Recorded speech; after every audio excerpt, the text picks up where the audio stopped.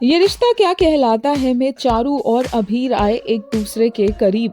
अभीर ने तो ऑलरेडी अपनी फीलिंग्स कन्फेस कर दिया चारू के सामने, लेकिन चारू बीइंग अ गर्ल काफी कुछ सोच रही है और वो जानती है कि उन दोनों की फैमिलीज के बीच में कुछ भी ठीक नहीं है, तो आगे जाकर उनके रिश्ते का भी कोई फ्यूचर नहीं है और ऑलरेडी अरमान और अभीरा का डाइवोर्स केस भी चल रहा है। इसलिए चारू डिसाइड करती है कि वो अभीर को मना कर देगी और वो पार्क में जाती है जहाँ पर अभीर की फिजियोथेरेपी चल रही होती है।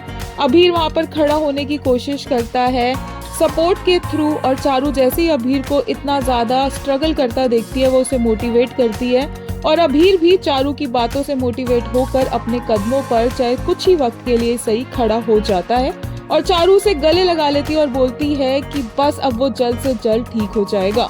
चारू को खुद नहीं समझ आता है कि वो ऐसा क्यों रिएक्ट कर रही है, जबकि वो तो अभीर को मना करने के लिए आई है। और फिर फाइनली चारू और अभीर की एक हार्ट टू हार्ट कॉन्वर्सेशन होती है और चारू अभीर को घर ले जाती है। घर जहाँ पर वो पहुंचती है तो सब गोइंकास देखकर 2 मिनट के लिए चारू को हैरान हो जाते हैं और वहाँ पर कियारा भी मौजूद होती है। चारू से पूछती है कि वो यहाँ पर क्यों आई है और कियारा बोलती है वो अभीरा भाभी से मिलने आई थी, और अभीर बताता है कि कैसे आज प्रोग्रेस की उसने फिजियोथेरेपी में। और चारू और बाकी सबके सामने कियारा अभीर को हक कर लेती है और बोलती है कि वो जल्दी ठीक हो जाएगा।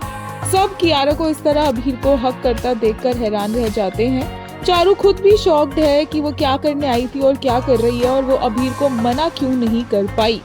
धीरे धीरे करके ना चाहते हुए भी अभीर और चारू की कहानी तो आगे बढ़ रही है।